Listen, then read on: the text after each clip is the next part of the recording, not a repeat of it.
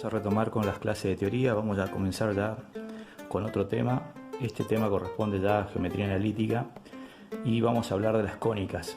Por eso, si ustedes ven, Massa hizo 4 superficies cónicas. ¿Qué es una superficie cónica? Si tomamos una semirrecta y la hacemos girar alrededor de un punto, esto genera una superficie cónica.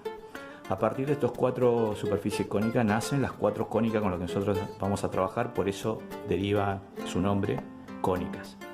Vamos a hablar con la primera. Si yo a esta superficie cónica hago la intercepción con un plano perpendicular al eje de la superficie cónica, genero lo que se conoce con el nombre de una circunferencia. Entonces tenemos la circunferencia. Si a ese plano, en vez de ser perpendicular, ya lo inclinamos un poco, dejamos de tener una circunferencia para tener lo que se conoce con el nombre de elipse. Si a esa superficie cónica, a ese plano, lo inclinamos aún más y vemos la intercepción que tiene, vamos a estar en presencia de lo que se conoce con el nombre de parábola. Y si ese plano lo hacemos paralelo al eje de simetría, esa intersección que queda lo que se conoce con el nombre de hipérbola. El estudiante entonces tiene que la cónica no es nada más ni nada menos que la intersección de un plano con una superficie cónica. Ahora vamos a ver cada una de ellas por separado. Como dijimos, de las 4 cónicas vamos a empezar primero con la circunferencia. Vamos a dar la definición. Se dice que se llama circunferencia a todos los puntos del plano que equidistan, es decir, que están a la misma distancia de un punto llamado centro a una distancia denominada radio. Ahí tenemos nosotros el gráfico de una circunferencia. Este es el sistema de ejes ortogonales, esto es X, esto es el eje Y, acá tenemos el origen, ahí tenemos el centro, las coordenadas del centro son X del centro e Y del centro. Tomamos un punto cualquiera de los infinitos puntos que tiene la circunferencia, lo llamamos P, ese P tiene coordenadas genéricas X e Y. Entonces acá tenemos el centro, que es X del centro y del centro. Algunos textos llaman H y K, otro alfa y beta, lo podemos llamar como ustedes quieran. Yo lo llamo X sub C e Y sub C porque C viene de centro. Y CP, la distancia que hay del C a cualquier punto, es el radio. Si nosotros observamos acá, queda formado un triángulo rectángulo, cuyos catetos son X menos X del centro, que es esta distancia menos esta, y esta distancia menos esta es Y menos Y del centro. En todo triángulo rectángulo se verifica el teorema de Pitágoras, que decía que el cuadrado de la hipotenusa era igual a la suma de los cuadrados de los catetos. Eso está acá. Entonces podemos escribir que X menos X del centro al cuadrado más Y menos Y del centro al cuadrado es igual al radio al cuadrado. Y eso no es nada más y nada menos que la ecuación canónica de la circunferencia. Si nosotros tomamos esa ecuación y desarrollamos los binomios, tendríamos una situación como esta. El cuadrado del primero menos el doble producto del primero por el segundo, más el cuadrado del segundo, y así lo mismo hacemos con la parte del Y.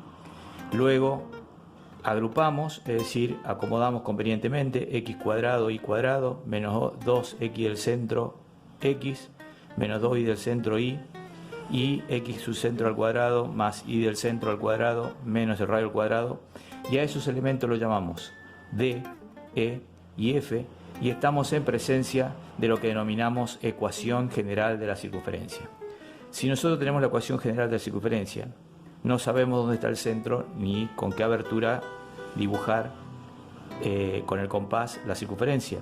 Para ello despejamos y sabíamos que d era menos 2x del centro, o sea que el x del centro es menos d sobre 2, e era menos 2y del centro, o sea que y del centro es menos e sobre 2, y f era todo esto donde despejando el radio obtenemos que el radio es la raíz cuadrada de x del centro al cuadrado más y del centro al cuadrado menos el valor de f. Ahí tenemos entonces las coordenadas del centro y la abertura del compás, que sería el radio para poder representar gráficamente a la circunferencia. Ahora, ¿cómo quedan las ecuaciones de la circunferencia cuando el centro está ubicado en lugares muy particulares? Por eso denominamos a este tema posiciones particulares de la circunferencia. Podría suceder que el centro de la circunferencia esté sobre el eje X, o sea que si está sobre el eje X, la coordenada Y del centro será 0, por lo tanto la ecuación se limita a que quede X menos X del centro al cuadrado más Y al cuadrado igual al radio al cuadrado.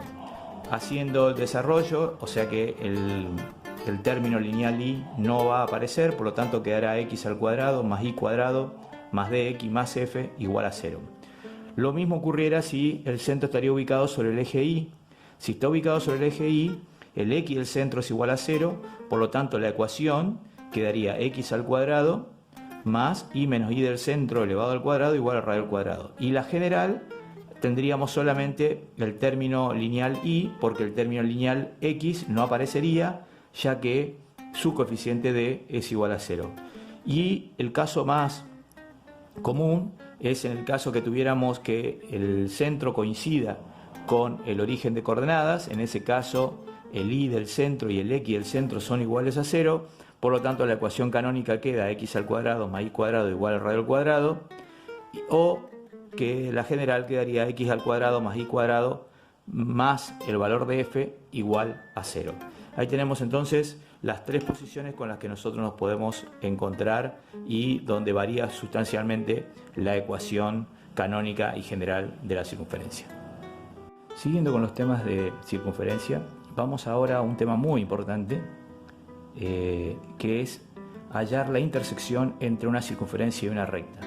En realidad vamos a ver que a lo largo de todas las clases vamos a hacer siempre la intersección de una recta con una cónica, o sea que el título sería intersección de una recta con una cónica, pero lo damos profundamente con el caso de la circunferencia. Pero en los casos de intersección con elipse o con parábola o con hipérbola y la recta, el procedimiento es exactamente el mismo.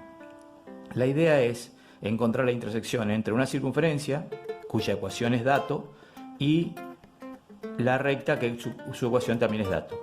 Es necesario imperiosamente que la recta esté dada de esta forma, que se conoce con el nombre de ecuación explícita de la recta, es decir, Y igual a mx más b. La circunferencia puede venir dada en forma general, como la escribí acá, o también en forma canónica, que ya la hemos visto.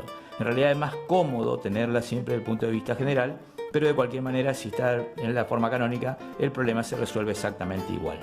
Esto que tenemos acá, encerrado entre dos llaves, encerrada entre las llaves, significa que es un sistema de ecuaciones no lineales. Cuando uno va a realizar la intersección entre una circunferencia y una recta, se puede encontrar con tres situaciones diferentes: que se corten en dos puntos, es decir, que sean secantes; que se corten en un punto, es decir, que sean tangentes la circunferencia y la recta; o que la circunferencia y la recta directamente no se corten, por lo tanto no hay ningún punto de contacto entre una ecuación y la otra ecuación. Si nosotros agrandamos y ampliamos la situación, vemos que el punto de intersección es el mismo punto tanto para la circunferencia como para la recta, es decir, que los valores de X y de Y verifican ambas ecuaciones. Por lo tanto, el problema se resuelve por un método que se conoce con el nombre de sustitución.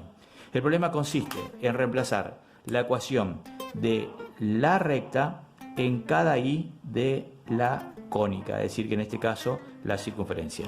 Cuando hagamos ese reemplazo quedaría algo parecido a esto que tenemos escrito acá, es decir, X al cuadrado más mx más b elevado al cuadrado, donde estaba la Y, de X queda como está, la E queda multiplicada por mx más b más el valor de F. Luego de que hagamos nosotros por operaciones algebraicas y aritméticas, es decir, desarrollemos este binomio, hacemos distributiva acá, sumamos las X al cuadrado con la X cuadrado, las X con las X y los números entre sí, vamos a llegar siempre a lo que se conoce con el nombre de ecuación de segundo grado. Esa ecuación de segundo grado se resuelve con esta fórmula que tenemos acá. Dice que X va a ser igual a menos B más menos la raíz cuadrada de B cuadrado menos 4 por A por C, todo sobre 2 por A. Lo que tenemos acá dentro del signo radical se conoce con el nombre de discriminante. Si ese discriminante resultase ser mayor que 0, es decir, positivo, vamos a tener dos valores de x acá, por lo tanto quiere decir que la circunferencia y la recta se cortan en 2 puntos, sería la primera situación. Si b cuadrado menos 4 por a por c es igual a 0, significa que si yo a un número le sumo o le resto 0 me da siempre el mismo número, por lo tanto estamos en presencia de la segunda parte, donde la recta y la circunferencia son tangentes. Y en el caso de que b cuadrado menos 4 por a por c sea menor que 0, la raíz cuadrada de un número negativo me va a quedar un número imaginario, que es me ha dado un número real, me queda un número complejo. Eso quiere decir que la circunferencia y la recta no se cortan. Bueno, el tema que vamos a desarrollar ahora es la intersección, pero entre dos circunferencias. Acá cada situación es diferente, es decir, podemos realizar la intersección entre dos parábolas, podemos realizar la intersección entre dos elipses, pero ya son mucho más complicados los cálculos algebraicos. En este caso, la intersección entre dos circunferencias, además de hacerse mucho más sencillo, suceden algunas cosas particulares que en las otras cónicas no suceden. Vamos a tener como dato las ecuaciones de las dos circunferencias. Acá sí es necesario tener las dos ecuaciones en forma general. Si la tenemos en forma canónica, tenemos que tomarnos el trabajo de hacer el desarrollo para llegar a la general de las dos ecuaciones. ¿Cómo se realiza la situación? Vamos a restar miembro a miembro. Al restar miembro a miembro vemos que x cuadrado menos x cuadrado es 0, y cuadrado menos y cuadrado es 0. Y acá cuando restemos las x, lo que se restan son los coeficientes, o sea, d1 menos d2, x, e1 menos e2 y f1 menos f2. Hay que tener cuidado con los signos porque alguno de estos signos podría llegar a ser negativo y al hacer la resta cambian los signos. A mí me queda la ecuación general de una recta. Esa recta es una recta muy importante que se conoce con el nombre de eje radical. El eje radical no es nada más ni nada menos que esto que yo tengo acá. Fíjense lo notable de esto. El eje radical exactamente pasa por la intersección de las circunferencias si es que la tuviere, pero eso no es lo notable de esto. También es perpendicular a la recta que une los centros de ambas circunferencias. Esto sucede siempre, o sea que el eje radical siempre será perpendicular a la recta que une el centro 1 y el centro 2, o sea el centro de la circunferencia. Si ustedes observan, tenemos también tres situaciones diferentes parecidas al ejercicio anterior, porque justamente las dos circunferencias se pueden cortar en 2 puntos, las circunferencias pueden ser tangentes o directamente las circunferencias deben ser exteriores y no se cortan. ¿Eso de quién va a depender? Porque ahora el problema se resuelve haciendo la intersección entre una circunferencia y el eje radical, porque justamente el eje radical pasa, si es que tuviere, exactamente por la intersección de las circunferencias. O sea que podemos resolver el problema de dos maneras diferentes, tomando la circunferencia 1 con el eje radical o tomando la circunferencia 2 con el eje radical. En ambos casos me tiene que dar obviamente exactamente el mismo resultado.